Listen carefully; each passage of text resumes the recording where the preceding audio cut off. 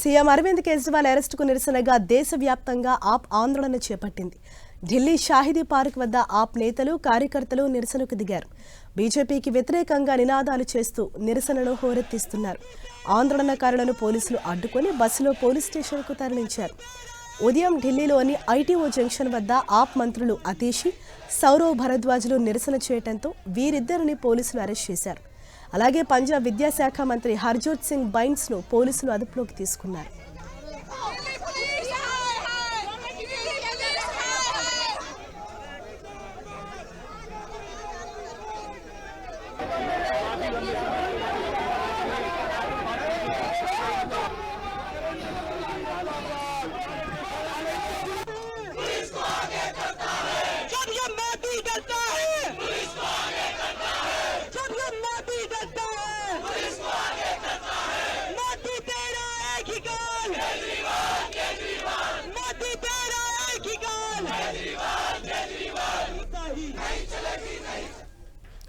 ఢిల్లీతో పాటు దేశవ్యాప్తంగా పలు నగరాల్లో ఆప్ నేతలు ఆందోళన చేస్తున్నారు.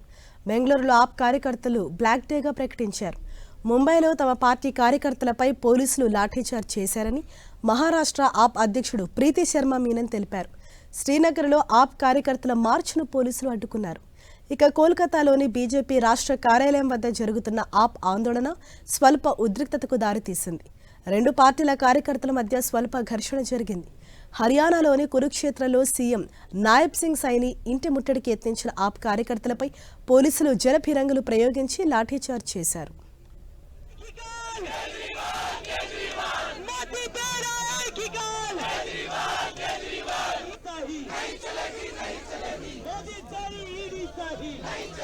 ఆప్కు ఇండియా కూటమి పార్టీలు సంఘీభావం ప్రకటించాయి. మార్చి 25న హోలీ జరుపుకోకూడదని ఆప్ నిర్ణయించింది. ఈ నెల 26న ప్రధాని మోదీ నివాసం ముట్టడికి ఆప్ పిలుపునిచ్చింది. ఢిల్లీలోని షహీదీ పార్క్ నుంచి ప్రజా ఉద్యమం ప్రారంభించినట్లు ఆప్ తెలిపింది. దేశంలో అప్రకటిత అత్యవసర పరిస్థితి నెలకొందని ఆప్ నేత సందీప్ పాఠక్ విమర్శించారు. ఈ అరెస్టుతో దేశ రాజకీయాలు ఒక్కసారిగా హీటెక్కాయి. ఇప్పటికే ఢిల్లీ లిక్కర్ పాలసీ కేసులో తెలంగాణ మాజీ సీఎం కేసీఆర్ కుమార్తె ఎమ్మెల్సీ కవితను అరెస్టు చేసి విచారిస్తున్నారు.